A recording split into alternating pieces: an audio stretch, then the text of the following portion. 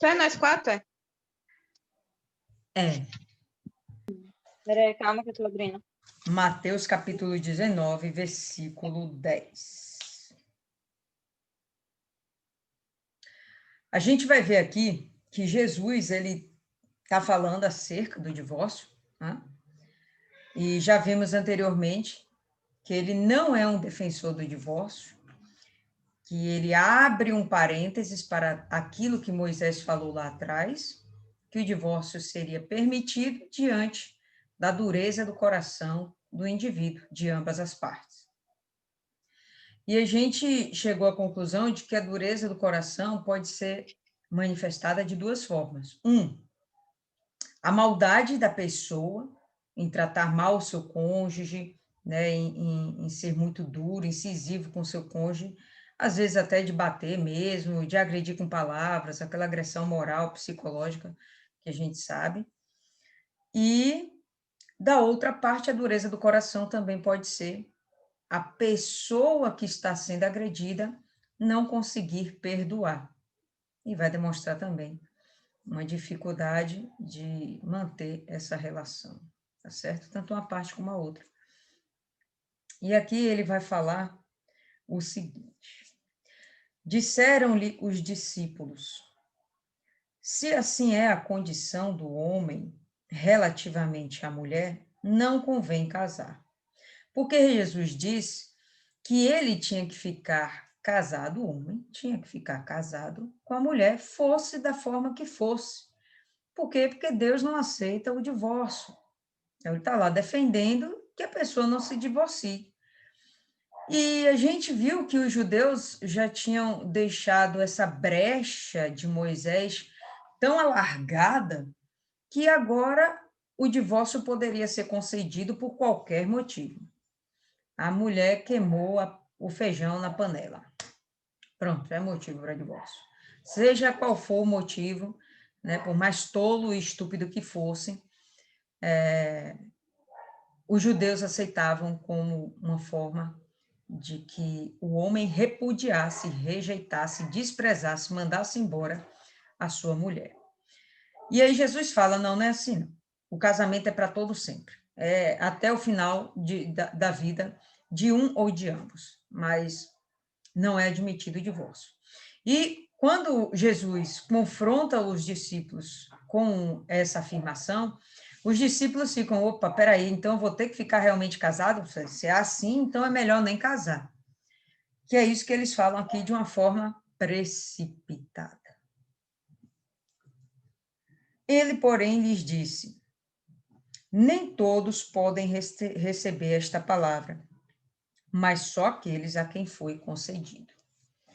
E quando ele diz assim, nem todos podem receber essa palavra, que nem todos conseguem permanecer solteiros e manter a sua vida espiritual íntegra. A gente vê que tem homens que permanecem solteiros, mas se viciam na prostituição, ou melhor dizendo, na pornografia, né? E até na prostituição também, né? Não casa, mas tem mulher de programa, aquela coisa toda. E Masturbação. masturbação. Quando a gente fala de pornografia, está implícita a masturbação, né? Porque o cara não fica só vendo ele ver, e o objetivo no final é se masturbar. E isso acontece, infelizmente, com as mulheres hoje também, né? A coisa está tão banalizada, tão fútil, tão banal, que até as mulheres ficam se sujeitando a esse tipo de comportamento tão vazio e leviano hoje em dia. Fala aí, Maiana. Acredita que o médico falou isso para minha colega? Mandou ela fazer isso? Se Eu masturbar? fiquei horrorizada. Uhum. Eu fiquei horrorizada. Ela falou, ele disse que conheceu o corpo. Eu falei, rapaz, se o médico falar uma coisa dessa para mim, eu acho que eu nunca mais volto no consultório dele. Fala aí, Thaisa. Essa fala aqui dos discípulos, né? Ah, Se é essa a condição do homem com respeito à mulher, não convém casar. Me lembra o que o povo fala, né? Que tem na Bíblia, antes só do que mal acompanhado, que na verdade não tem na Bíblia. não tem. Mas o povo comenta antes só do que mal acompanhado. E é verdade, né? Antes só do que mal acompanhada. Mas o que Jesus está falando é o seguinte, que o casamento não é uma coisa ruim, Não, com certeza. é uma coisa boa. E há algum tempo atrás, alguns anos atrás, uma das coisas que eu falava era que se eu pudesse voltar no tempo, eu não casaria, permaneceria solteira do jeito que eu estava. E existem algumas virtudes, algumas vantagens em você ser solteira. Primeiramente, a liberdade, né? Sua falta de compromisso com uma outra pessoa ou com uma família, com a família que vem de você, né? Tem seus pais, tem seus irmãos. E a liberdade que você tem de você poder servir a Deus de uma forma mais com mais tempo, mais Mas dá. disponibilidade, né? E quando você se casa, isso já vai ficar restrito, porque a prioridade já não passa a ser mais você fazer a obra de Deus, a prioridade vai ser você cuidar da sua casa, do seu marido, de seus filhos. E é muito lógico isso, muito claro, tem que fazer isso mesmo. Mas esse tempo poderia ser utilizado no ganho de almas, no zelo da obra, no zelo da casa do Senhor. E, enfim, obviamente que a obra em si não vai sofrer com isso, porque um casa, mas sempre tem um solteiro chegando, um jovem, alguém que possa suprir a necessidade da obra de Deus, não tem problema. Mas hoje eu já tenho um outro pensamento. O casamento realmente é uma instituição muito legal. E o que eu vejo de principal, de mais importante, não é nem você ter o sexo permitido e liberado quando for conveniente para o casal, mas pela companheira, pelo companheirismo que você tem com aquela pessoa, né?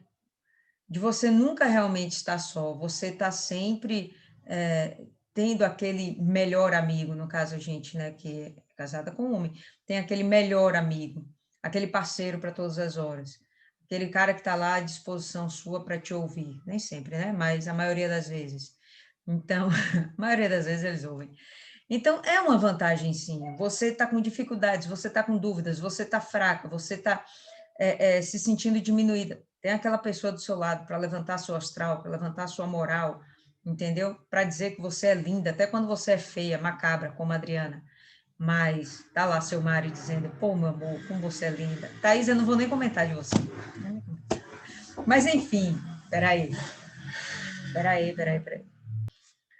Ok? Então, voltando. Onde é que paramos, gente? Sim, a vantagem de ser casado. Então, hoje eu já tenho uma outra concepção, tá? Hoje, realmente, valeu a pena para mim casar e eu não me casaria, assim, com outra pessoa que não fosse o Mozinho. Não me casaria. Se um dia Mozinho embarcar antes de mim, certamente eu já não vou me casar mais, entendeu? Para achar um outro Mozinho que me atura, me suporta e ainda faz tudo por mim, do jeito que ele faz, então vai ser difícil. Então, essa bênção aí, eu acho que Deus não dá toda hora para a gente.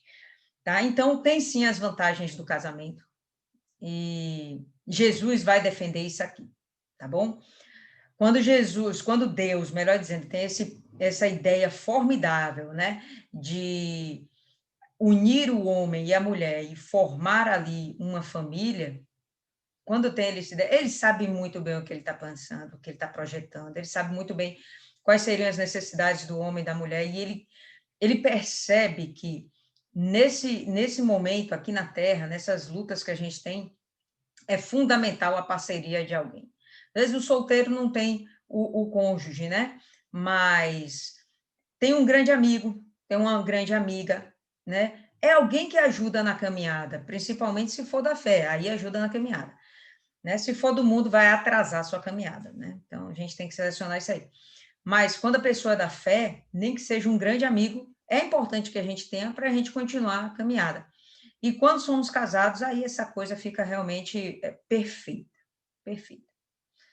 O plano de Deus nunca dá erro, né? É perfeito.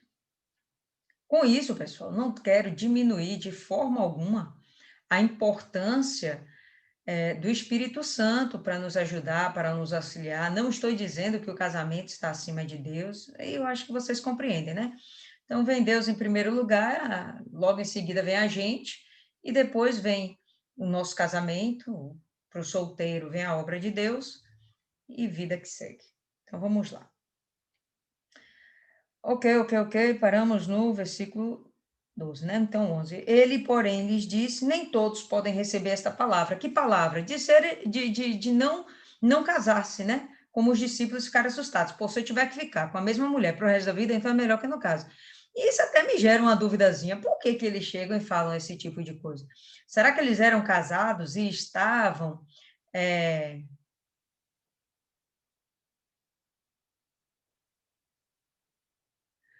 Eu não estou entendendo aqui, não, Adriana, Maiana aí com essa... Vamos evoluir aí, pessoal, na moral. Né? Então, me deixa, assim, aquela dúvida, se eles eram casados, eles estavam intencionando o divórcio, ou se eles já haviam sido casados e se divorciaram, porque o que Jesus está cobrando aqui é justamente a manutenção do casamento, que uma vez foi contraído, e aí eles de uma hora para outra, então é melhor a gente ficar só. Não entendi isso aí, né? Não entendi. Ou todos os que Jesus chamou, todos os discípulos, eram solteiros, né? Eu acredito que não, mas enfim, não entendi bem essa colocação deles aqui. Fala aí, Maiana. O único da Bíblia que a gente vê citar sobre sogra, que dá a entender que era casado, Pedro. era Pedro. E se eles falam não convém casar, é porque não eram casados. Ou, caso eles estivessem falando para a próxima geração. Não sei. Tinha muitos jovens, né? No meio dos discípulos, isso é verdade. A maioria deles é jovens. Talvez realmente, como você falou aí, e a gente pensando por esse lado, todos realmente fossem solteiros. Tirando Pedro. Enfim, né? Um pensamento precipitado no meu entendimento. Versículo 12. Porque há eunucos que assim nasceram do ventre da mãe. No momento que ele fala que é eunuco que nasceu assim do ventre da mãe, eu entendo que é um homem que nasceu defeituoso, de forma que ele seria eunuco. Há eunucos que foram castrados pelos homens, e há eunucos que se castraram a si mesmos, por causa do reino de Deus, por causa do reino dos céus. Se o cara nasce castrado, nasce com uma deficiência, bom, enfim, é importante, tá lá, eunuco. Tem aqueles que naquela época foram feitos eunucos, então o rei tinha lá seus servos, esses servos tinham contato com as mulheres do rei, com as mulheres do reino, com as princesas. Então, vamos capar esses rapazes aqui para não dar problema depois. Né? Vai que a menina se apaixona, a moça, a esposa se apaixona por um servo, ou o servo se apaixona por uma dessas mulheres. Vai dar problema. Então, castra logo esses rapazes aí. E tem os que se fizeram eunucos a si mesmos. E aí a gente entende que são aquelas pessoas que optaram pelo celibato. Não quer dizer que eles se castraram. Aqui fica claro, né, que eles optaram pelo celibato, certo? Por causa do reino dos céus, decidiram não se casar para servir a Deus. Um exemplo? Quem pode dar um exemplo aí? O padre? Paulo. Paulo. Outro exemplo? Não sei. Daniel? Daniel, acho que ele foi feito eunuco, né? Ó, gente, Pedro? Pedro não, Pedro era casado, né? Elias. Ah, Elias. Ah, ia morrer, não ia lembrar de Elias. E Jesus Cristo? Eliseu. Jesus era casado? Cristo, Eliseu, eu não sei. Mas Elias com mas certeza Jesus não. Cristo não conta, né? Oxe, mas ele tinha desejos? Ele era homem. Não sei, não. Viu? Isso é verdade, ele era homem, estava no corpo de homem, tinha um corpo de carne, com Tinha certeza desejo, com tinha certeza. Mas desejo. ele já tem a noiva dele. É verdade também, já tinha noiva, mas não se casou, né? Aqui não, Ele ia ser infiel? de forma alguma, né?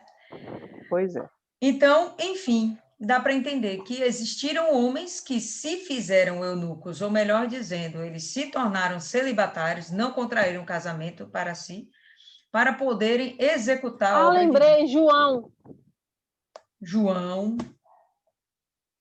Deve João ter na mais novela aí. Casa, com Gabriel. Deve ter mais aí, né? A Bíblia não relata que esses homens tiveram família, a gente não pode falar muita coisa, mas, enfim, houveram muitos casos. E até hoje tem. Não, tem um obreiro lá na igreja que até hoje não casou, e eu acho que é para ficar servindo a Deus, eu acho, né? Enfim, vamos lá. E aí Jesus fala: quem pode receber isto, recebam. Se é guerra mesmo, Fernanda. Se você tem essa capacidade de permanecer solteiro, solteira, não for viver abrasado e manter a sua espiritualidade em dias, uma maravilha. Jesus não está condenando quem fica solteiro, mas ele também não está condenando o casamento, beleza? Alguém tem mais alguma coisa a acrescentar sobre esse assunto? Até porque a salvação não depende de ninguém individual, porque tem tantos que estavam solteiros, arrumaram um casamento aí e só foram arrumar problema, dor de cabeça, porque ao invés de arrumar alguém que vai te levantar, aliás, que vai levantar a pessoa, arrumou alguém que foi o motivo da queda. Então, é como Paulo diz lá, acho que é 1 Coríntios 7, a solteira cuida da casa, das coisas do Senhor e tal, cada um com sua vantagem. Fato. Fala, Isis. Na versão da minha mãe tá de outro jeito, mas na minha, assim lá, quem puder receber essa mensagem, receba alguma coisa assim. Aí me chamou a atenção que, sei lá, que tem pessoas que não podem viver sem um casamento. É isso, não é que tenha pessoas que não possam. O que ele quer dizer é que tem pessoas que não vão suportar. Né? Mulher, eu acho que é até mais fácil uma mulher suportar um negócio desse. Não vou me casar porque eu prefiro servir a Deus. Né? A causa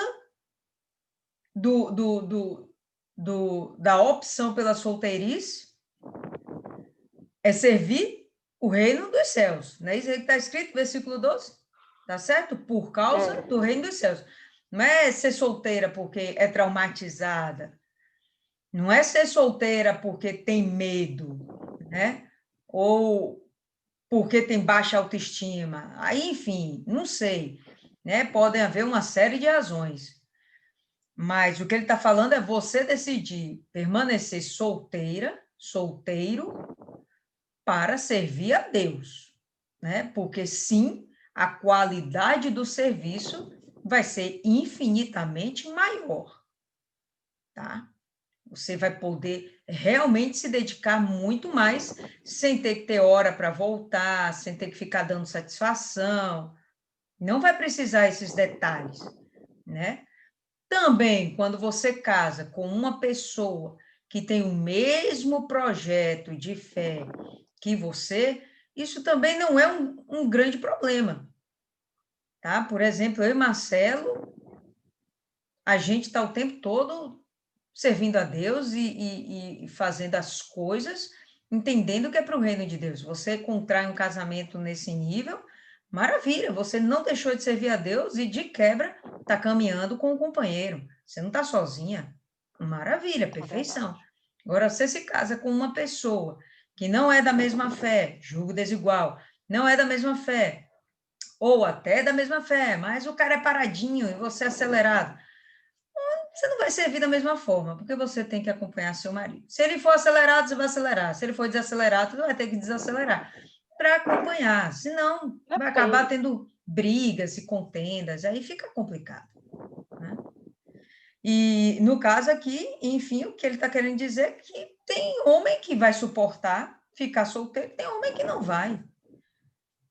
A gente vê que às vezes o homem se divorcia ou até fica viúvo. Não demora muito tempo, bota outra mulher no lugar, porque ele não aguenta ficar sozinho. A mulher não tem um apelo sexual tão grande, mas o homem sim, né? O desejo, o apetite sexual do homem é maior que o da mulher. Então, o cara não consegue ficar sem. Então, é isso que ele pergunta, olha, não é qualquer um que pode receber isso, não é qualquer um que pode aceitar essa mensagem e praticar. É verdade. Tá? Só a quem é dado. Tem gente que vai ter resistência para isso, tem gente que é diferenciado. Então, fala aí, Thaisa. Seria aquela questão, né? Se você não tem pulso para isso, é melhor que se case para justamente não cair em pecado e morra, né? Que seja diretamente sofra a segunda morte.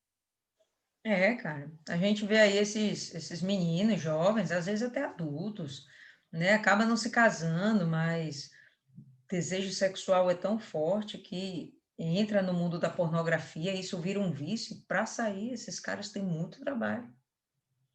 Entendeu? Já acompanhei algumas pessoas com esse problema, homens e mulheres, dentro da igreja. Ah, não, porque eu me masturbo, porque eu uso pornografia, eu faço consumo pornografia. Rapaz, para essas pessoas se libertarem disso é uma complicação, porque a energia sexual é muito forte, né? A energia sexual é muito forte. Então, você vencer coisas desse nível é complicado. Bom, vamos lá. Versículo 13. Trouxeram-lhe então alguns meninos, algumas crianças, para que sobre eles pusesse as mãos e orasse. Mas os discípulos os repreendiam. Era comum, né, que as crianças fossem levadas aos rabinos, né, aos sacerdotes, aquelas pessoas que tinham uma autoridade espiritual, para que essas crianças fossem abençoadas. Tá certo? Então, bom, encontraram Jesus lá e vamos levar as crianças para que Jesus abençoe. Tá errado? Não. Mas os discípulos não gostaram. Por que vocês acham que os discípulos não concordaram com isso? Fala aí, Maiana. Porque Jesus estava lá falando da vida, o relacionamento homem-mulher, sobre sexo, e cortou o assunto, que é sempre um assunto que gera, como a senhora falou, por serem homens, gera bastante discussão. Gera Lembrando interesse. que o 18 começou justamente com Jesus falando sobre as crianças. E eu creio que aqui não tenha se passado muito tempo disso não, viu? Também concordo, né? A continuação desse discurso aqui de Jesus não deve ter se passado muito tempo, não. Desde aquele momento em que ele falou que não era para afastar as criancinhas, né? E que as pessoas, inclusive, tinham que ser como crianças para entrar no reino dos céus. Aí chegam os discípulos aqui e ficam meio chateados. Eu imagino também que foi isso aí. Pô, o assunto está tão interessante, ele está aqui ensinando, falando sobre um tema que para a gente é muito interessante, né? Muito complexo, né? Sexo, vida sentimental, matrimônio, viver solteiro, obra de Deus. Pô, e agora vem essas criancinhas querendo ser abençoadas, como se não fosse importante esse ato. Eles desmereceram a bênção sobre as crianças. Completamente equivocados, mas, enfim, compreensível, né? A atitude deles. Mas aí vem Jesus e os repreendeu. Jesus, porém, disse: deixai os meninos e não os estorveis de vir até mim, não os impeçais de vir até mim, porque dos tais é o reino dos céus. E tendo-lhes imposto as mãos, partiu dali. Então, Jesus deixa claro que as crianças têm importância, assim como qualquer adulto, para o reino dos céus. A gente pode ter a compreensão ainda de que as crianças são as próximas gerações. Quem é a próxima geração? São os filhos de agora. quem é a criança agora, como ela está sendo tratada, como é que ela está sendo educada, como é que ela está sendo conduzida dentro da palavra de Deus. Ela está tendo acesso à palavra de Deus, né? Quais exemplos ela está tendo em redor dela? Tudo isso é interessante, porque daqui a 15, 20, 25 anos, são essas pessoas que vão estar no nosso lugar. São essas crianças que serão já adultos que estarão ocupando o nosso lugar, tanto dentro da igreja, né, no âmbito social, dentro da família, no trabalho, seja como for. Como é que essas crianças vão ser cuidadas, preparadas, melhor dizendo, para estarem no nosso lugar? Jesus sabe dessa importância. Ele sabe que os próximos a pregarem a palavra são essas crianças de hoje. Então, de forma alguma, elas devem estar distantes de Jesus. Eu vejo que tem mães que, às vezes, abrem mão de levar seus filhos para a igreja, porque realmente é uma criança, o conteúdo que o pastor está passando naquele momento não é interessante, a depender da idade da criança, vai se tornar uma coisa chata, enfadonha para ela, ela não vai ter interesse de assistir e vai ficar se entretando com alguma outra coisa, vai ficar brincando, vai ficar conversando, vai ficar inquieta, impaciente, andando para lá e para cá. Bom, é normal, mas antes isso do que ficar em casa, tá? O que Jesus está querendo dizer é que, ó, a criança tem que estar pertinho do reino de Deus. As crianças têm que estar pertinho do Senhor Jesus, aprendendo, por mais que a gente acredite que elas não estão absorvendo nada, alguma coisa elas estão aprendendo. No mínimo, o que elas vão estar aprendendo é o seu exemplo, como mãe, de estar levando o seu filho para casa, de estar indo à casa de Deus, adorar a Deus, e ainda estar acompanhada da sua família. Então, no mínimo, ele vai guardar esse exemplo o resto da vida. Ah, não, minha mãe me levava para a igreja, minha mãe ia para a igreja. Ah, minha mãe é fervorosa na fé. E isso é interessantíssimo para as crianças. Pode falar aí, Maiana. Fora que eu acho que é Isaías que fala que da boca das criancinhas de peito vem um verdadeiro louvor. E a gente vê depois dessa pandemia aí que em alguns lugares a EBI ou a escola bíblica infantil, dependendo da denominação, não está funcionando mais. Por quê? Porque lá dentro a palavra era pregada para a criança de uma maneira que a criança entendia. Eu não sei quem era. Alguém falava de um menino que chegava na escola e orava, e toda vez que ele orava, a professora passava mal. Aí chegou um ponto das professoras reunir a mãe desse reuniram lá a direção, chamou a mãe do menino e pediu para o menino não para falar com o menino para não orar mais, porque o menino orava e a professora manifestava. Quando era a professora eram algumas criancinhas, por quê? Porque tinha o ensinamento da palavra, conhecia a palavra, chegava lá na escola e orar com os coleguinhas e a coisa acontecia. Se você quer cuidar de algo hoje, você vai ter que cuidar do futuro desse algo. E em todos os âmbitos é a criança. Por que as novelas hoje é apelativa para tantas questões que a gente diz, não, mas é muito novo. A minha família tem gente que diz, certas atitudes não vai interferir na minha família. Se isso vai quebrar sua família, é porque sua família é fraca. Só que a intenção do mal ali, com uma cena, com uma frase, não é destruir você que já está formado. É colocar isso na cabeça da sua criança, que não sabe o que é certo e o que é errado. É as pessoas não olhar além e achar que tudo é, como é que eu vou dizer, cinismo não, religiosidade, é a pessoa que já está levando tudo ao extremo, mas não é. Se uma criança cresce brincando, vê aqueles desenhos mesmo de violência, o que é que acontece? A criança vai crescer violenta porque na cabeça dela é normal. E o pai e a mãe não param para prestar atenção nisso. E não é fazer a cabeça deles, é contaminar o filho deles e eles permitem. Perfeito. Pois é. Então, Jesus queria que a gente desse importância para os pirralhinhos, hein? E assim tem que ser. Vamos lá, versículo 16. E eis que alguém, aproximando-se, disse: Bom mestre, que bem farei para conseguir a vida eterna? E ele disse-lhe: Por que me chamas bom?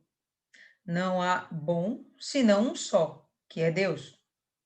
Se queres, porém, entrar na vida, guarda os mandamentos. Vamos lá. Esse rapazinho aqui, que mais abaixo, no versículo 20, Mateus vai descrever ele como sendo jovem, por isso está aqui a parábola do jovem rico. Parábola não, né? O jovem rico. Então, é uma pessoa que, em Marcos, já é citada como um homem de importância, tá? Um alguém que tem posição, provavelmente alguém rico. Por isso, jovem rico. Beleza. Esse jovem rico, ele se aproxima de Deus, de Jesus, com uma pergunta muito intrigante, muito interessante. O que fazer para receber a vida eterna, para alcançar a vida eterna, para possuir a vida eterna, ou como está lá em Lucas e Marcos, para herdar a vida eterna? O que fazer para ter a vida eterna? É uma intenção, uma motivação muito interessante. Venhamos e convenhamos, não é todo mundo que chega até o pastor e fala: o que eu faço para ter a vida eterna? Normalmente vai lá e pergunta: o que eu faço para ser curado? E aí ele vem com essa indagação diretamente para o Senhor Jesus. Jesus dá primeiro uma cacetadinha nele, né? E fala: por que você está me chamando de bom? E eu imagino que Jesus falou isso porque sentiu nas palavras dele uma certa bajulação, algo desnecessário, como se essa bajulação dele fosse atrair a benevolência do Senhor Jesus ou o carisma do Senhor Jesus. E aí a gente vai ter que Jesus responde: olha, só tem um bom, é Deus. Mas o que você quer? Você quer a vida eterna? Tá bom. Guarda os mandamentos. Em princípio, parece não haver nenhum segredo, né? Então, vamos lá. Disse-lhe ele: quais? Ele não sabia quais eram os mandamentos? Sabia. Se esse homem está se aproximando do Senhor Jesus com essa naturalidade, com essa facilidade, reconhecendo que Jesus é o mestre, certamente esse rapaz é um judeu. Quando Jesus fala para ele guardar os mandamentos com essa naturalidade também, Jesus entende que ele é um judeu. Se ele fosse um gentil, eu acredito que Jesus não ia parar para falar: guarda os mandamentos, até porque os gentios não iam ter esse entendimento do que são os mandamentos. Eles adoram outros deuses. Mas esse daqui tinha o entendimento certinho, então provavelmente judeu. E aí ele vai perguntar: quais mandamentos? Ele sabia quais eram os mandamentos. Não precisava Jesus citá-los. Mas Jesus vai e tem o trabalho de citar. Disse Jesus: não matarás, não cometerás adultério, não furtarás, não dirás falso testemunho, mentira, né? Honra teu pai e tua mãe, e amarás o teu próximo como a ti mesmo. Disse o jovem: tudo isso tenho guardado desde a minha mocidade. O que me falta ainda? Bom, do momento que ele fala, que ele pergunta o que fazer para herdar a vida eterna, para possuir a vida eterna, fica claro que ele entende que ele não tem a vida eterna. Se ele tivesse já a consciência de que ele é salvo, ele não estaria lá perguntando como ser salvo, se ele já era salvo. Então, ele não tinha essa consciência. Jesus fala: guarda os mandamentos. E ele diz: mas eu já faço isso aí desde minha mocidade, tem tempo. E se ele já faz tudo isso e ainda está vazio, não tem a salvação, isso vai nos remeter ao seguinte entendimento: não é pela obra que vem a salvação. A gente já sabe disso, mas aqui fica muito mais evidente. Olha, eu faço isso, faço aqueles mandamentos todos aí. Jesus nem terminou de concluir os mandamentos, né? Ele falou só alguns aqui, nem falou os 10 mandamentos. Ele nem falou do resto dos livros lá, né, do Pentateuco, cheio de leis e ordens e tradições. Jesus nem teve tempo de falar tudo isso. Ele já chegou: não, isso aí eu já faço tudo isso aí. Mas ainda assim havia o vazio dentro dele. ou melhor, a certeza de que ele estava perdido. Então, não é pelas obras que a gente é salvo. Isso aqui fica muito claro. Não é pela bajulação a Deus, não é por simplesmente reconhecer que Deus é Deus. Não é sabendo que Deus está no céu, não é acreditando que Deus existe, que a salvação é conquistada. É diferente. Então, vamos lá. Ele tinha essa consciência e ele pergunta: o que me falta ainda? Disse-lhe Jesus: se queres ser perfeito, vai, vende tudo o que tens e dá aos pobres. Terás um tesouro no céu. E vem e segue-me. Aí Jesus confrontou aquilo que preenchia a alma do rapaz. Enquanto estava no nível de obedecer ordenanças, estava tranquilo, porque obedecer às ordenanças realmente não é algo tão difícil. É difícil obedecer todas, mas obedecer ordenanças não é difícil. E diga-se passagem, os 10 mandamentos só são 10 mandamentos. Não tem muita dificuldade a gente seguir isso, né? E aqui Jesus fala, olha, então tá bom, se você quer ser perfeito assim, né, sua intenção é nobre, vamos fazer o seguinte, vende o que você tem. Só que o que ele tinha era realmente isso que o preenchia. E esse preenchimento dele, não sei se vocês concordam, e esse preenchimento dele não era suficiente, porque ainda que ele fosse jovem e rico, e com certeza essa riqueza não veio dele, por quê? Porque ele era jovem, e jovem não combina com riqueza. Jovem está construindo sua riqueza. Ele chegar aqui e já ter muitas posses, não, provavelmente foi herança. Papai morreu, vovô morreu, alguém morreu e largou isso lá para esse rapaz. E isso não estava sendo suficiente, mesmo ele com toda a riqueza, a juventude dele, né, o bom comportamento dele, ele conhecer a Deus, saber que Deus existe, conhecer a Deus não, ele saber que Deus existe, isso não estava sendo suficiente para resolver a vida desse rapaz. Dentro dele havia uma inquietação, uma cobrança, a consciência dele, a alma dele tinha uma necessidade. Essa necessidade era qual, pessoal? Sacrificar, né? Aquilo que ele tinha um apreço, um apego. Não. O Espírito Santo. O Espírito Santo. Essa era a necessidade dele. Ele ainda ele não entendia o que era, ele não entendia, por isso ele vai procurar Jesus, tá? Ele não entendia, mas fica claro também que ele não confiava, na verdade, em Deus. Por que que isso fica claro? Porque depois que Jesus pede isso, ele fica como? Triste. Chateado. Ele Triste, abatido, chateado, #zangado, né? Então, é o que a gente vai ver aí. E o jovem, ouvindo esta palavra, retirou-se triste, porque possuía muitas propriedades, né? Então, realmente, o cara devia ser muito rico, ele não possuía propriedades, ele possuía muitas propriedades. Com certeza foi herança, né? Aquele momento, para você construir um patrimônio, não era brincadeira. E ainda, vamos lembrar aí, né? Eles estão vivendo sob o domínio de Roma, né? São escravos romanos, são escravos de Roma. Como é que esse rapaz ficou rico assim? Então, era um cara que não dava muito valor às conquistas. Ele nem teve que suar para conquistar. Não dava muito valor às conquistas.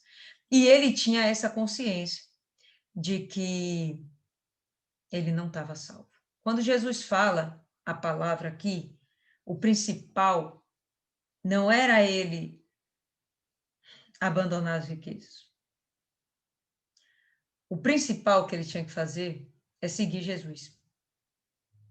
Ele não compreendeu isso, porque para seguir Jesus, ele tinha que abandonar as riquezas. Por quê? Porque ele tinha que ser pobre? Não, ele não tinha que ser pobre. Mas a confiança dele tinha que estar em Jesus, tinha que estar em Deus. Se ele se desfizesse de tudo aquilo, ele ia passar fome? Não, ele ia seguir Jesus. Ele ia depender diretamente de Jesus ia depender diretamente de Deus, é o que a gente vai ver logo após. Com certeza, nada do que ele se desfaria ia fazer falta, pelo contrário, isso ia render para ele uma riqueza espiritual. Não é o que está escrito aí? Vamos voltar? Versículo 21. Se queres ser perfeito, vai, vende tudo que tens, dá aos pobres e terás um tesouro no céu. Isso ia enriquecê-lo aqui na terra? Não. Ele ia ter um enriquecimento no céu, que no meu entendimento, sinônimo de galardão. Tá certo? Então, esse cara não ia ficar desamparado. No momento que Jesus fala, olha, vem e me segue, Jesus não ia deixar ele desamparado. Vem e me segue para você passar fome. Pelo amor de Deus, claro que não. Então, vem e me segue, porque agora você realmente vai ser o que Jesus falou? Perfeito. Perfeito. Perfeito porque vai deixar de ser pecador? Não. Perfeito porque... Acorda aí, Thaisa. Perfeito porque ele agora está tomando as atitudes certas, está buscando o caminho certo e ele vai se aproximar cada vez mais do Senhor Jesus e vai se aproximar da perfeição. Não falo se aproximar do Senhor Jesus em termos de contato íntimo, contato físico. Estou falando de se aproximar de Jesus dos conceitos de Jesus, do pensamento de Deus, dessas coisas espirituais que fazem com que a gente seja elevado a um nível superior, né? Nada de espiritismo, por favor, estamos ainda aqui na Terra, mas espiritualmente a gente está sendo elevado, nossa alma está se tornando aperfeiçoado, nosso entendimento e todas as práticas nossas, ações, atitudes conosco e com as pessoas que nos rodeiam vão ser melhores, se aproximando do amar a Deus acima de todas as coisas e amar o próximo como a mim mesma. Se ele estivesse fazendo isso, se ele fizesse isso, se ele decidisse, ele ia arrebentar. E com certeza não ia ficar pobre. Mas, enfim, ele ficou triste, deu as costas e vida que segue. Maiana, você levantou a mão aí? Mais alguém? Não peguei aí. Levantei, a senhora explicou mais ou menos o que eu tinha entendido, o que eu entendi, porque o problema não é você possuir riquezas, é a riqueza possuir você. Seu Sim. coração está naquilo, no algo palpável. E o que eu entendi também que o problema maior não foi isso, foi o vem me segue, porque Jesus... Só um minuto, gente. Enquanto ela está ali ocupada, fala aí, Thaís. Já voltei. Ah, fala aí. É o vem me segue. Deixa, peraí, Thaisa, Deus. deixa a Maiana só Chamada concluir. de vídeo. Peraí, Thaisa, rapidinho, deixa só a Maiana concluir o pensamento. O problema é o vem me segue, porque seguir Jesus implica deixar de fazer a sua vontade, de você deixar de fazer o que você quer, a hora que você quiser, de ir para onde você quiser, porque se ele estivesse sendo perfeito, se ele estivesse fazendo tudo isso aí que Jesus citou para ele, que ele nem deixou Jesus concluir, da maneira certa, Jesus não ia cortar ele desse jeito. Então ele errou até naquilo que ele estava fazendo, que estava pensando que era certo, porque estava fazendo, seguindo tudo aquilo, não para agradar a Deus, mas para mostrar que era o bom. Era o orgulho de fazer igual Satanás, eu posso fazer melhor, eu posso ser melhor do que o outro. E era aí que estava o problema, porque Deus prometeu um tesouro bem maior, e em alguns livros Jesus diz que lá a traça não corrói. Não corrói, então é isso. O problema maior de tudo para seguir a Deus é você deixar de fazer a sua vontade, é você ser agredido de uma face e virar o outro. É você ouvir e não poder dar resposta, ouvir e calar. É ser chamado de besta, de tolo, de tudo isso, e ainda ter que amar aquele ser humano que está ali te espizinhando, ainda ter que orar por ele. É isso que as pessoas não querem. E a riqueza não, era algo que ele podia comprar a favores dos outros, era algo que ele podia ter nas suas mãos, era algo sólido. Fala aí, Thaisa. Eu não acabei ouvindo muito o que Mai falou, porque na hora a ligação cortou e eu tava tentando voltar o áudio. Mas o que eu queria falar é que, tipo, aqui na Bíblia o exemplo foi a riqueza. mas pode ser um filho, pode ser o marido, pode ser outras coisas também. Entendeu? Na verdade, é aquela questão, né? Que aquilo que ocupa o espaço de Deus, ou seja, que é difícil da gente sacrificar, seja uma atitude, um gesto, um filho, algo. Perfeito, perfeito. Vamos em frente. 23. Disse então Jesus aos seus discípulos: em verdade vos digo que é difícil entrar um rico no reino dos céus. E outra vez vos digo que é mais fácil passar um camelo pelo fundo de uma agulha do que entrar um rico no reino de Deus. E a primeira vez que eu li isso, eu tenho certeza que eu entendi a mesma coisa que todas vocês entenderam.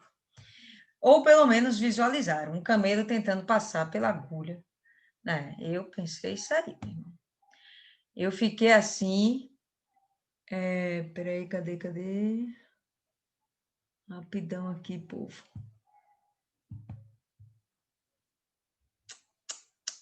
Só Deus.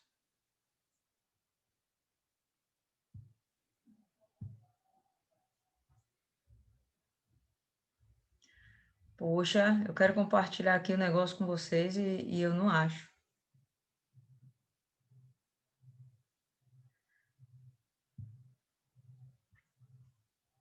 Aqui. Então, eu tenho certeza que todo mundo, quando ouviu isso, visualizou isso aí. Não foi isso aí que vocês visualizaram? O bendito do camelo tentando passar pelo buraco de uma agulha de costura. E estão me ouvindo, pessoal? Sim, eu tô. Porque eu não estou vendo também. vocês. Então, e se a gente tentar imaginar a palavra de Deus como se fosse um momento dos nossos dias, aí a gente vai sempre se bater com essas coisinhas e não vamos compreender direito a palavra de Deus. Mas se assim fosse, né? Um camelo passar, bom, esse camelinho aí está no tamanho reduzido, né? Se um camelo passasse pelo buraco de uma agulha, o que na verdade é impossível, nesse ponto Jesus estaria dizendo exatamente o quê? Fala aí para mim. Era impossível um rico entrar no reino dos céus. Perfeito, correto. Porém, a palavra diz que nada é impossível, né? Exatamente. Não é o que, na verdade, o Senhor Jesus quer dizer. Tá? Quando ele chega e fala que isso é complicado, ele vai lá e diz, olha, os seus discípulos ouvindo isto, admiraram-se muito, dizendo, quem poderá, pois, salvar-se? E aí fica, para mim, uma interrogação. Por que que os discípulos fizeram essa pergunta? Em princípio, esses discípulos não eram ricos, então eles não estavam preocupados com o fato de eles serem pobres e serem salvos. Mas no momento que ele chega e faz essa pergunta, para mim, e eles ficam admirados, aí ele chega, né, e vai lá e quem poderá, pois, salvar-se, né? Quem poderá ser salvo? Eu acho que eles estavam agora num momento bem reflexivo. Jesus, desde o capítulo 18, tem dado um monte de sermão para eles. Falou do perdão, falou agora do casamento, falou do divórcio, falou do fato da pessoa ser solteira ou não, falou de como lidar com as crianças, falou de não impedir que as crianças se aproximem de Jesus, ele falou um monte de coisa, e agora ele fala que o rico também não entra no reino dos céus. Ficou tenso, né? Mas para vocês verem a imaturidade espiritual desses discípulos. Enfim, né? Jesus vai lá e... Interromper aqui.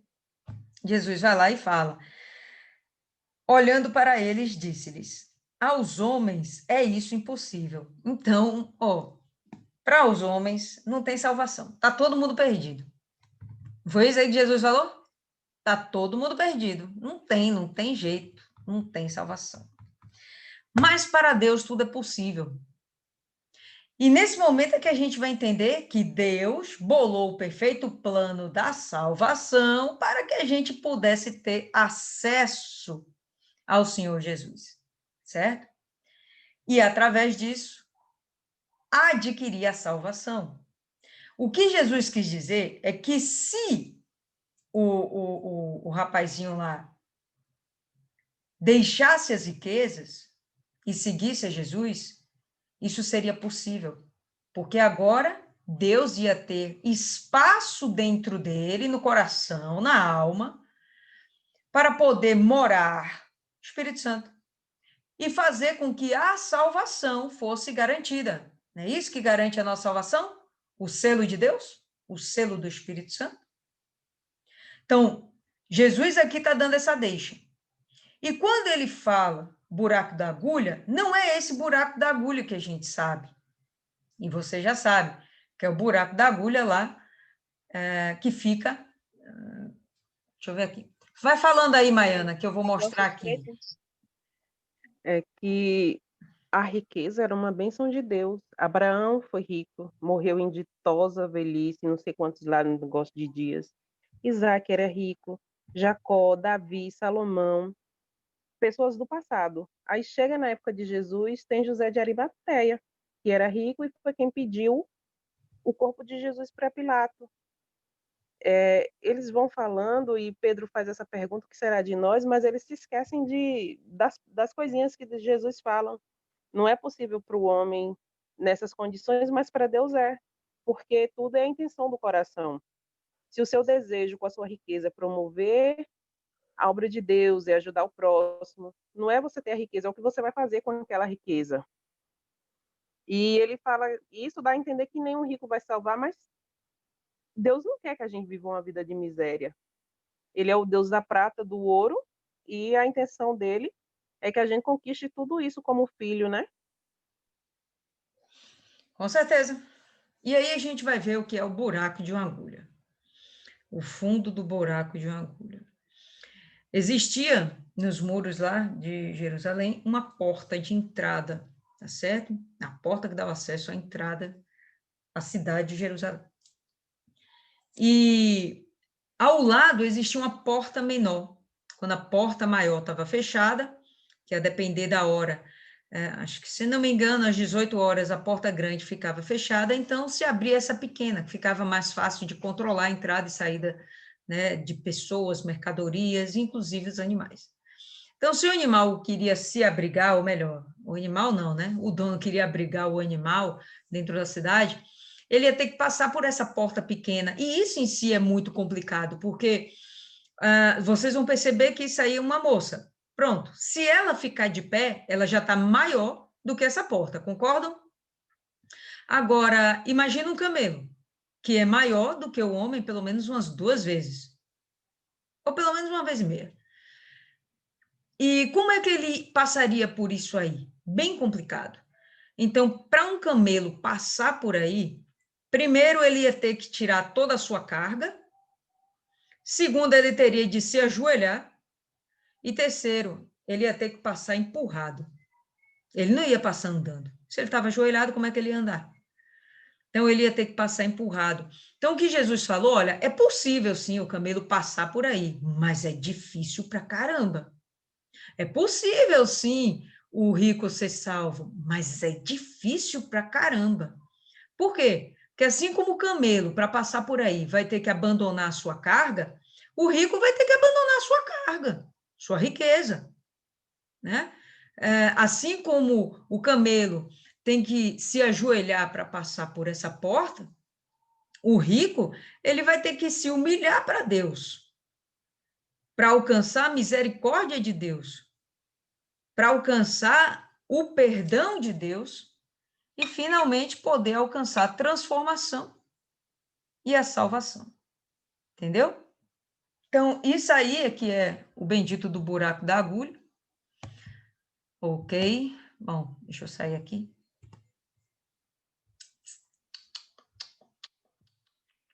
Certo? Então, era possível, mas era muito difícil. E Jesus acaba deixando isso claro quando ele fala aos homens isso é impossível, mas para Deus tudo é possível. É só você se colocar numa situação de submissão e obediência a Deus e beleza, vai ser possível. Esquece as suas coisas, vive na dependência de Deus, vai dar tudo certo, né? Fala aí, Thaisa. Trazendo para o lado espiritual, eu também entendi esse buraco da agulha como uma porta estreita, né? Sim, A qual a gente tem que se submeter para alcançar a salvação. perfeito. E muitas das pessoas hoje em dia, de várias denominações, elas afirmam que a riqueza não é algo bom, porque justamente porque desse versículo aí. Fala, não, mas se eu for rico, vai ser difícil eu alcançar. Mas se a gente não tem o que mostrar para aquele que é rico, como é que a gente vai falar de Jesus?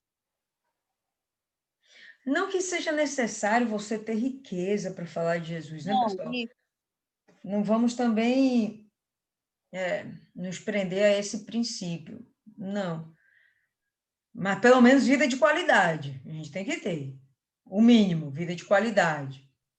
Não Tá? Não fala pode- de ser milionário, mas ser uma vida abundante, uma vida é. próspera.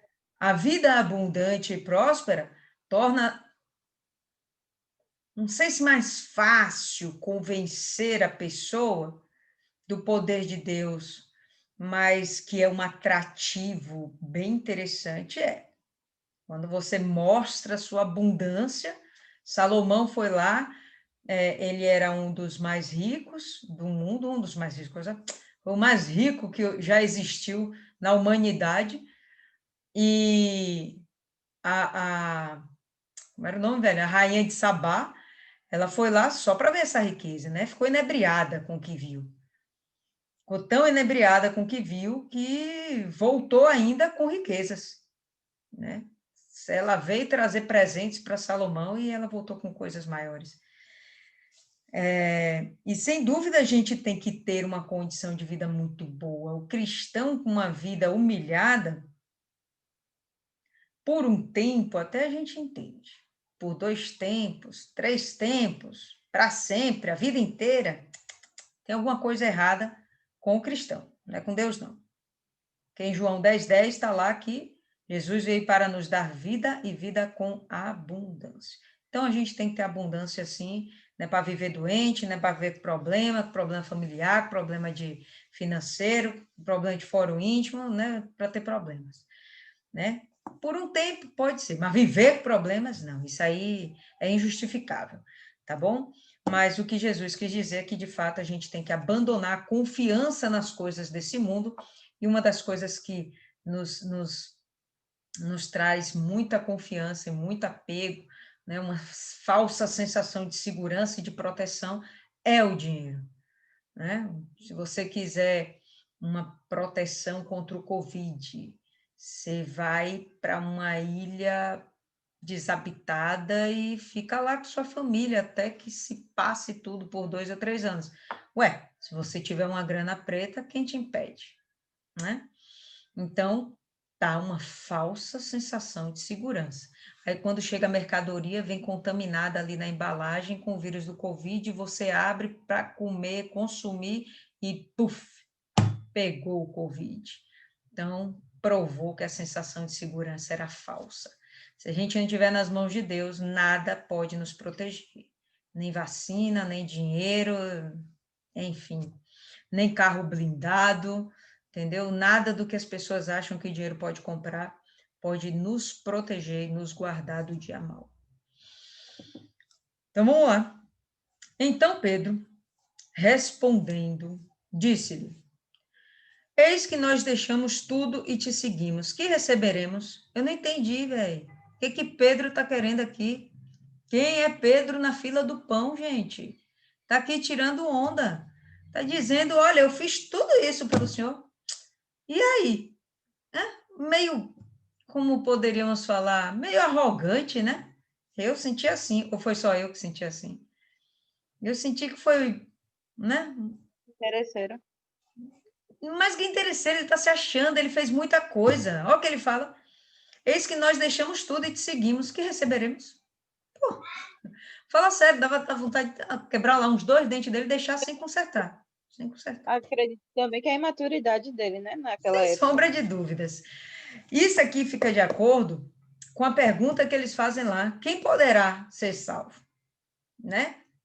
Na cabeça dos judeus, pessoal, a riqueza era uma forma de evidenciar a bênção de Deus. Os cara é rico, ele é mega abençoado. Com certeza, ele está salvo. Então, para os judeus, havia uma sensação, melhor, uma ideia de que riqueza e proximidade de Deus, né, fossem sinônimos.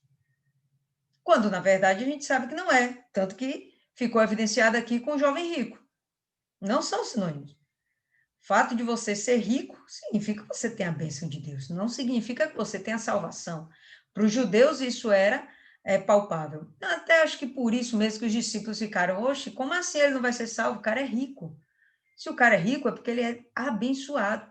Se Deus olhou para a cara dele, então Deus vai salvá-lo. Não, não é bem assim. Né? E aí chega Pedro e indaga, né? Nós estamos aqui fazendo tudo isso e aí a gente vai ser salvo? Né? Porque a gente é pobre, a gente não tem riqueza nenhuma. A gente já nem achava mais que ia ser salvo. O Senhor está abrindo aqui um parênteses para a gente. Como é que vai ser isso? E Jesus disse-lhes, em verdade vos digo que vós, que me seguistes, quando, na regeneração, o Filho do Homem se assentar no trono da sua glória, também vos assentareis sobre 12 tronos, para julgar as 12 tribos de Israel. Bacana, olha que promessa violenta, velho. É alguma coisa aqui na Terra? O que ele prometeu lá para o jovem rico foi alguma coisa aqui na Terra? Mas ele está dizendo que lá no céu tem um tesouro. E para esses aqui, que abandonaram tudo e seguiram Cristo, tem algo melhor. Os discípulos têm algo mais interessante ainda. Eles vão se assentar sobre os tronos, os 12 tronos que tem lá no céu. Não sei como é que é isso, tá? O trono da sua glória. Quando Jesus estiver no trono da sua glória, vos assentareis sobre 12 tronos para julgar as 12 tribos de Israel. Então, esses caras aqui, eles vão ser juízes de todo um povo, pelos séculos dos séculos dos séculos, né? Muito forte. E todo aquele que tiver deixado casas, ou irmãos, ou irmãs, ou pai, ou mãe, ou mulher, ou filhos, ou terras, por amor do meu nome, receberá 100 vezes tanto e herdará a vida eterna. Porém, muitos primeiros serão os derradeiros, serão os últimos, e muitos derradeiros últimos serão os primeiros. E isso a gente tem visto. Quem foram os primeiros a serem chamados para terem intimidade com Deus? Os judeus. Mas aí depois vão ser chamados quem? Os gentios. E quem vai tomar lugar à mesa lá na grande ceia? Aqueles que forem mais valentes, aqueles que decidirem pela fé, aqueles que realmente quiserem conquistar por violência da fé o seu lugar na mesa do Senhor, tá? Então, não importa quem é que vai ser, importa que vai ser o mais violento. Dos primeiros, muitos ficarão para trás, dos últimos, muitos sentarão lá na frente. Mas o que importa é que a gente chegue lá. Isso é que importa, que a gente chegue lá, que a gente não fique para trás, tá? Então, a gente tem que ter essa consciência que a gente tem que tomar a fé por violência. A nossa salvação não é conquistada por obras, a nossa salvação é conquistada por fé. A nossa fé é manifesta por obras, ok? A fé é manifesta por obras, mas a salvação é conquistada por fé. Tem obra junto? Beleza. Mas não são as obras sem fé que vão fazer com que você alcance a salvação. Entenderam aí? Fala aí, quem quer falar, o cálice para sempre. Mas eu quero que fale aí.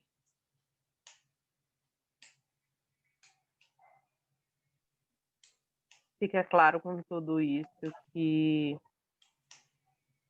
seguir Jesus tem um preço a pagar. E não é, como muitos pensam, com dinheiro. É você sacrificar sua vida, suas vontades, deixar de fazer o que você quer para fazer a vontade de Deus, cuidar do seu irmão, cuidar das futuras gerações, porque tudo isso engloba a obra de Deus. Independente do que você vai receber, ser rico ou ser pobre não vai fazer diferença, porque ele diz lá em 1 Coríntios 6,12 que todas as coisas são lícitas, mas todas as coisas me são lícitas, mas nem todas me convêm, todas são lícitas, todas as coisas são lícitas, mas ele não se deixará se convencer por nenhuma delas. Não é o que eu possuo, é o quanto eu me dou. Aqui, para Deus, não é questão de quem chegou agora ou quem chegou depois. A questão é quem se dá mais, quem está mais interessado em servir a Deus de verdade, porque mais fez Deus na nossa vida. Ainda nos oferece a salvação de graça que não foi de graça. Não existe almoço grátis, né? Alguém pagou a conta e Jesus pagou essa conta. Então, a partir do momento que eu me volto para Ele, eu posso ter chegado na igreja agora. Se eu me entreguei de fato e de verdade, me arrependi, eu quero servir esse Deus, eu vou passar na frente de muitas pessoas. E também, independente de chegar na frente ou chegar atrás, o importante é chegar, é estar lá no reino do céu. Ou no primeiro lugar ou na última, sinceramente, não importa a ordem. Você estar lá, porque tem muito pobre e avarento. Aqui ele estava falando do rico. O rico ainda tem alguma coisa para ser avarento, mas quando a gente vai ver, tem muitas pessoas que deixam de participar de alguns momentos com outras pessoas, deixa de fazer algumas coisas para não gastar aquele dinheiro que diz que está lá tendo, deixa de fazer algo que vai ser importante para ele naquele momento por causa do amor ao dinheiro. E um amor ao dinheiro que ele nem tem, nem possui. Então, ainda é a pior espécie, é aqueles avarentos que não tem nada. Enquanto que Jesus está prometendo um tesouro no céu, Deus disse que se a gente fosse fiel a ele abriria a janela do céu e ia derramar bênçãos sem medidas. Não é que a gente vai aceitar uma vida de miséria, mas é retribuir. Se ele está nos dando, é para que a gente possa honrar, é fazer tudo com aquele cuidado de glorificar e engrandecer o nome de Deus. Aqui mesmo, quando ele fala para os discípulos, não fica claro que eles vão sentar lá, mas ele fala que todo mundo que servir a Deus vai ter, além da salvação, recompensas incontestáveis, que é o galardão, cada um vai receber de acordo com o que deu para Deus. Então, Deus vai agir na minha vida à medida que eu me dou para Ele. E isso independe dos outros, porque só eu sei onde eu quero chegar, só eu sei o que quero. E tudo vai estar atrelado no que eu faço para Deus, não é o que eu faço para os homens. E ainda tem a questão do interesse, que nem esse cara. Não é fazer para mim aparecer diante de vocês, é fazer para Deus ver. Quem tem que ver as minhas obras, o meu trabalho é Deus, porque a recompensa vai vir dele, não vai vir de vocês. O que vier de vocês, a traça vai corroer, vai acabar e eu não vou me sustentar. O importante aqui é nos manter na fé. Eu vou fechar que o pessoal começou a zoar aqui, viu, gente? Fala, Isis. Eu acho que o Pedro, quando ele pergunta a Jesus, eis que nós tudo deixamos e te seguimos. O que será, pois, de nós? Eu acho que ele está certíssimo em saber de Deus qual a recompensa de todo o esforço dele. A salvação é importante, mas ter a sua vida, o reflexo das bênçãos de Deus, da sua intimidade com Deus, é importante. Até para mostrar aos outros que é importante ter uma vida com Deus. O quão gratificante é estar na presença do Senhor. E eu aprendi isso muito com o bispo. Eu tinha muito, poxa, Deus já faz tanto por mim. Eu sou tão grata pela minha vida, pela minha saúde, pela minha família, por tudo que tenho. E eu percebi que devemos nos comportar como filhos e não como meras criaturas. E E hoje eu pergunto, meu Deus, sua filha, não dá, dizimista fiel, não tem condições de estar passando ainda por humilhações. Eu vivo por ti, eu vivo na sua dependência. Não é por mim, não, é pelo seu nome. Não vai dignificar o seu nome. Dou umas passadas assim na cara. Porque, às vezes, ele preocupado, às vezes ele se esquece. Então, é importante lembrar. Pelo menos eu estou lembrando agora. Senhor, sua filha. E aí realmente, mês passado, eu estava realmente muito inspirada com aquela palestra do cara da Record, não lembro o nome dele. Aquilo abriu muita visão. E eu fiz conta. Eu fiz todas as contas.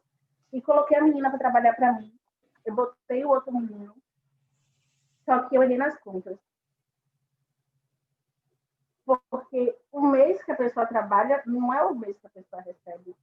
O proveito vem no mês seguinte, com 30 dias. Então, eu tive que pagar do meu bolso. Então, eles não se pagaram, entendeu? Com o trabalho deles. Vão se pagar daqui a 30 dias. Mas, mesmo assim, Deus proveu e eu paguei a ela, principalmente a ela. Paguei as contas que eu tinha pago, mesmo sem a conta não fechar. Sabe, a conta não fechou. As minhas contas elas não fecharam, mas Deus proveu.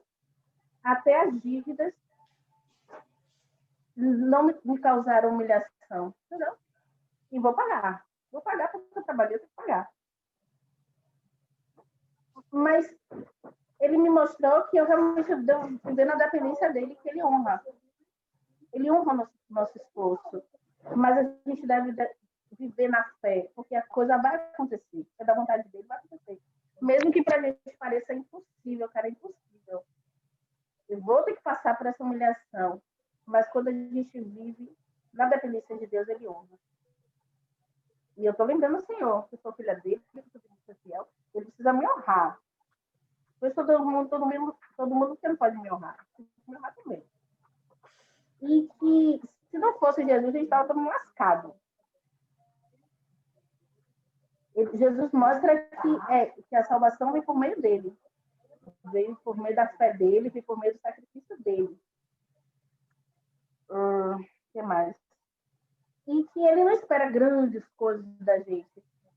A gente realmente tem que se conhecer e ver o que é possível. Poxa, eu consigo viver no celibato? Beleza. Eu não consigo? Vai para o casamento, vive uma vida abençoada dentro de um relacionamento. Se é tão complicado para você, se aquilo é tão valorizado para você.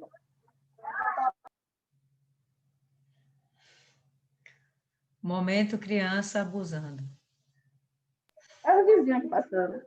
Ah. Acho que é isso.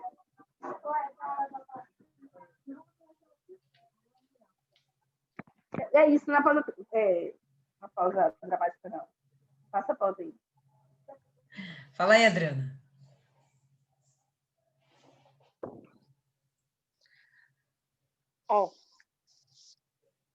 Esse do 18 para cá, um capítulo bem rico, fica em torno de casamento, divórcio.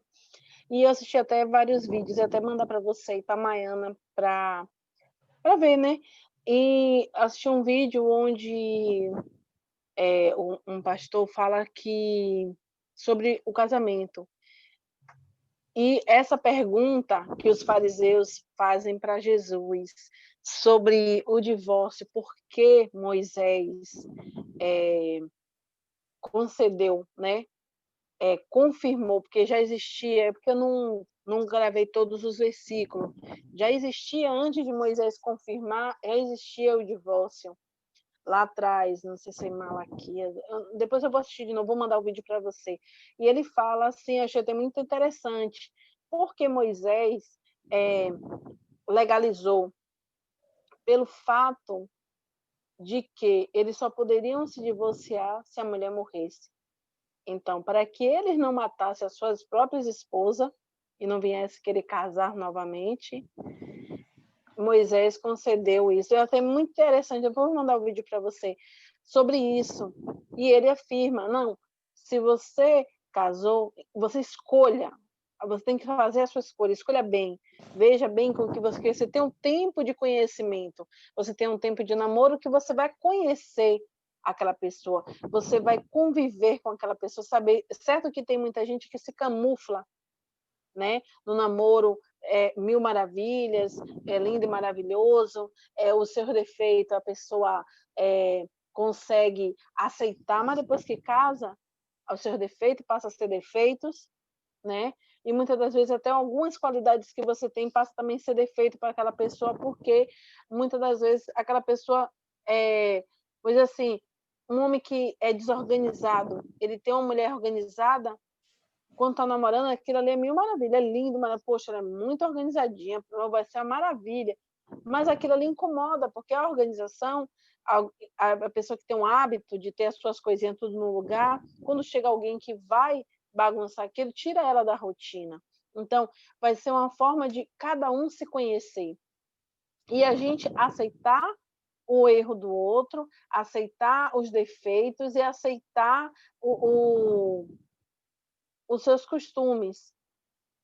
E à medida do que o tempo vai passando, né, estou falando mais sobre mim, porque a gente vai conhecendo e vai conseguindo podar, né? Algo que eu faço que Mari não gosta, então eu faço menos. Que vem uma coisa que eu vejo que muitas pessoas Momento do filhinho abusando. Uma coisa que para muitas mulheres incomoda, a toalha em cima da cama. Para mim não incomoda. Porque eu já fiz um hábito, ele deixa, eu tiro, ele deixa, eu tiro. Tem dia que a gente tem que falar para a pessoa não fazer de costume, né? Mas é uma coisa que não me incomoda muito. Uma coisa que os meninos aqui em casa fazem muito é pendurar a toalha na porta do quarto. Odeio isso. Isso me incomoda muito mais do que a toalha em cima da cama. Né? Coisa, né? Bem diferente. Então, são coisas que a gente vai aprendendo e a conhecendo. E o que ele fala que é certo, se você casou, é para a vida inteira. Não existe esse negócio de você casou, daqui a 2, 3 meses você viu que você não gosta mais daquela pessoa, ou que algo que aquela pessoa fez para você, você vai ter que se divorciar. Não, então você não vai conviver com ninguém. Então você não vai conseguir conviver com ninguém. Porque você sai de um, vai para o outro, você vai encontrar praticamente os mesmos problemas, só vai mudar a pessoa. Então, por que você...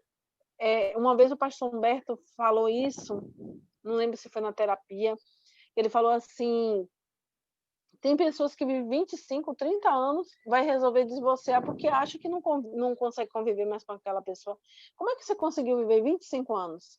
Como é que você conseguiu viver 30 anos com essa pessoa? Então, a ficha da gente cai, porque se você conseguiu viver 25 anos, é porque você conseguiu suportar aquela pessoa. E aquela pessoa também conseguiu lhe suportar. E uma coisa que esse pastor falou é Jesus, ele... meu Deus, deixa eu ver se eu me lembro, que eu achei isso muito interessante, ele falando. Então, Jesus ia se divorciar da igreja. A igreja fez algo que ele não gostou. Jesus não perdoa? Jesus não está ali do lado, vivendo, se reconciliando, renovando a aliança com aquela pessoa? Então, se Jesus faz uma ligação do casamento com ele e a igreja, é porque dá certo.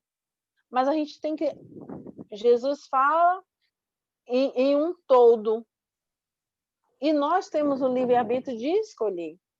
Então, se a gente tem um livre-arbítrio de escolher, vamos ver, o ser humano ele não tem um hábito de ser direto, assim, eu sei que você me ama, eu sei que você gosta de mim, e ter uma conversa clara. Isso é mais para a Maiana, que agora, né, que quer casar. Mas a gente que já somos casados, a gente tem que fazer de tudo para que o nosso casamento seja um espelho, um referencial para outros. Não é porque a gente vai ficar lá fora mostrando que é mil amores e dentro de casa viver igual a cão e rato, não. Da mesma forma que você vive dentro, você vai viver fora.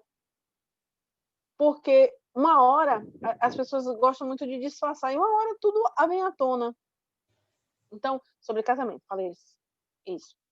E sobre o rico. O que eu entendi nesse aspecto quando Jesus fala sobre o rico, não é por causa da riqueza, né? Como todas aí que já falaram, não é por causa da riqueza, é onde o seu coração está, né? Eu acredito que esse jovem rico, ele tinha um vazio, mas ele não queria se desprender daquilo que ele já tinha, né? Ele não queria deixar a riqueza dele. Só que ele não entendeu, ele não conseguiu ler nas entrelinhas, né? O que Jesus queria dizer para ele. Porque Jesus, ele supre as nossas necessidades. E Jesus não quer que a gente seja pobre. Ele, lá não sei se é em Isaías, ele fala assim, que se credes obedecer, comereis o melhor dessa terra.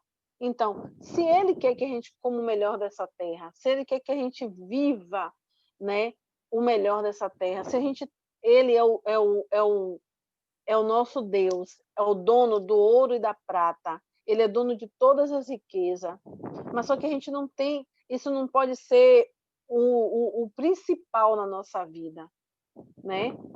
Ele também fala, buscar primeiro o reino dos céus e as outras coisas vos serão acrescentadas. Quando a gente pega,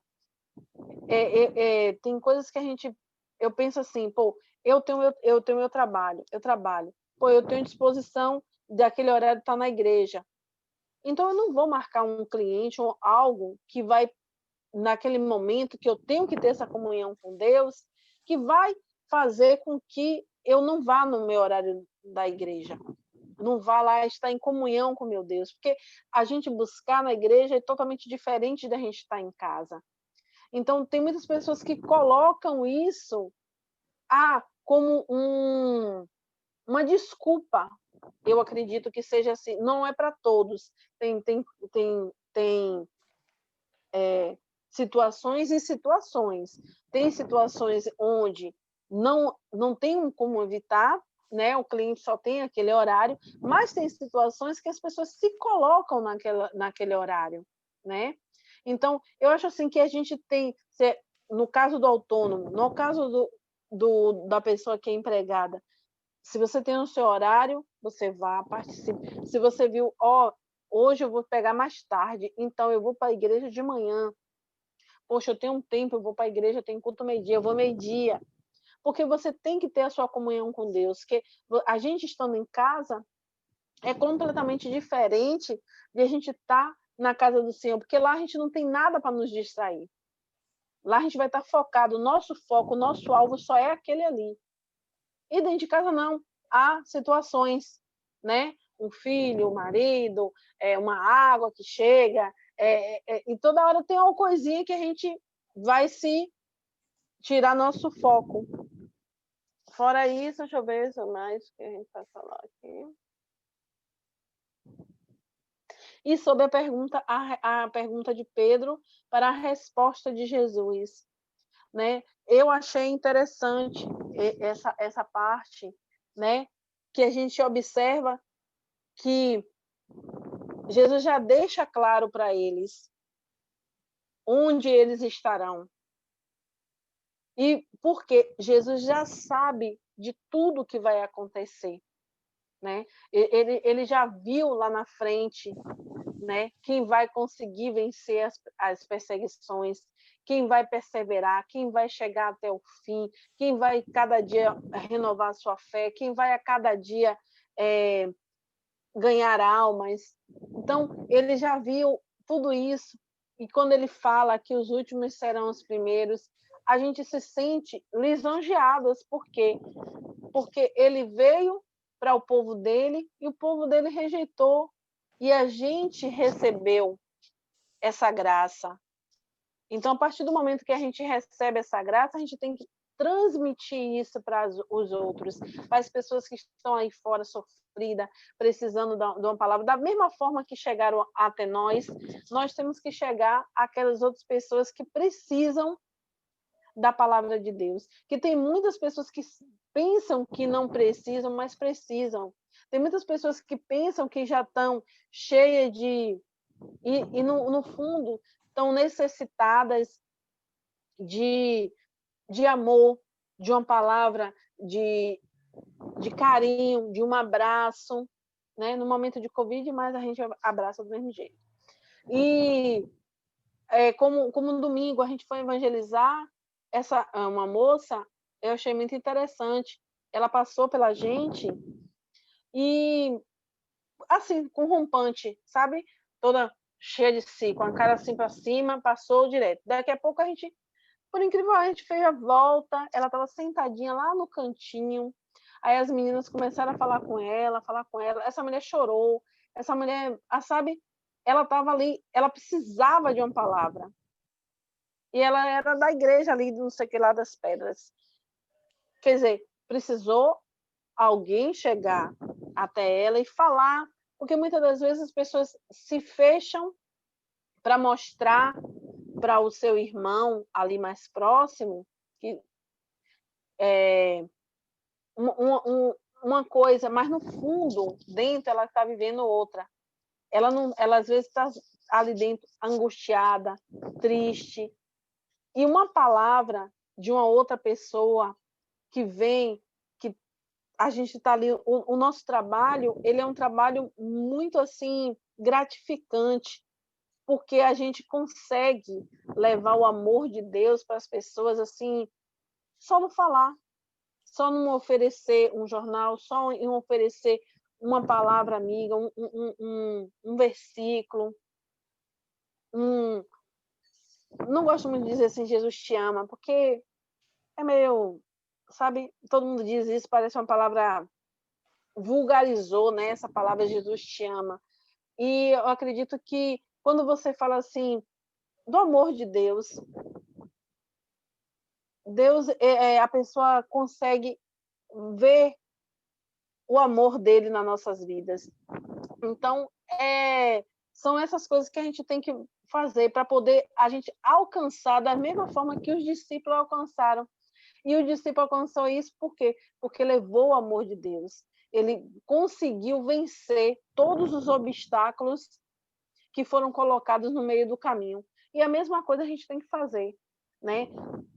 Jesus fala sobre casamento, sobre riqueza e sobre o reino dele. Então, a gente tem que ter um casamento abençoado, buscar em Deus, conhecer, se doar e fazer de tudo para que, se o marido não for cristão, ele alcançar, através da nossa fé, o amor de Deus. Aqueles que são cristãos, como Lília falou, né, viver a mesma fé, isso é muito bom, porque quando a gente vive a mesma fé, a gente consegue ter a mesma linguagem, a gente consegue falar da mesma forma. Então, Jesus, a gente observa que ele fala de tudo. Só em 2 capítulos ele fala de várias coisas sobre casamento, divórcio, riqueza e o reino dele. Ele termina com o reino dele, né? Ele engloba e no final ele bate o martelo. Mas para tudo isso, vocês têm que alcançar o meu reino. Para que aconteça isso, o que a gente tem que ter? Perdoar e amar. Pronto, né? Uma pausa dramática. Fala aí, Thaisa. Tá acordada ainda, Thaisa? Sim, senhora. E aí, fala aí. É aquela questão, né?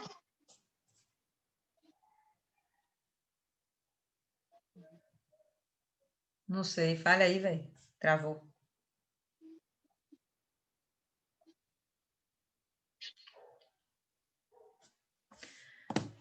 Ok, ela travou. O que a Adriana falou aqui para resumir, né?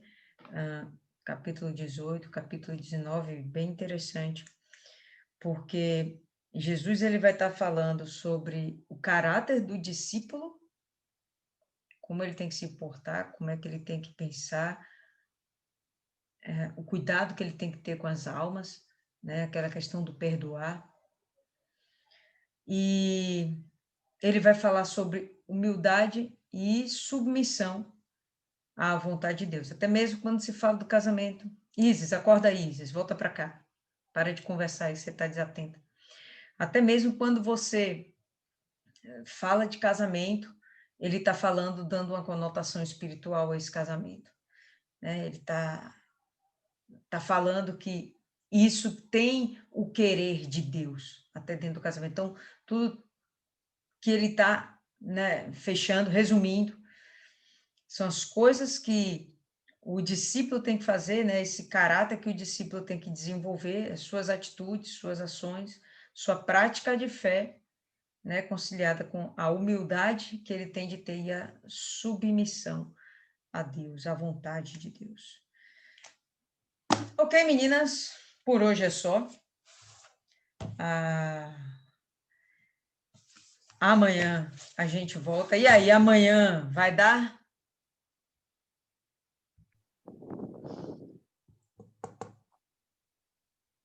Deixa eu fechar meu áudio. Quem que vai orar? Pode orar, por favor, Isis. Eu? Ai, meu Deus. Precisa que eu orar. Bora lá.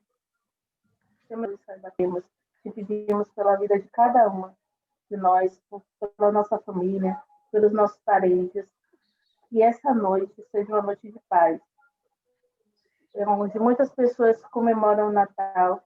Nós agradecemos mais uma vez pela vinda do nosso Senhor Jesus Cristo para nos salvar, e sabemos que sem Ele não somos nada, sem Ele não poderíamos ter nem a esperança da salvação. É isso, Pai, que te pedimos e te agradecemos. Em nome do Pai, do Filho e do Espírito Santo. Amém. Graças a Deus. Amém, pessoal. Então,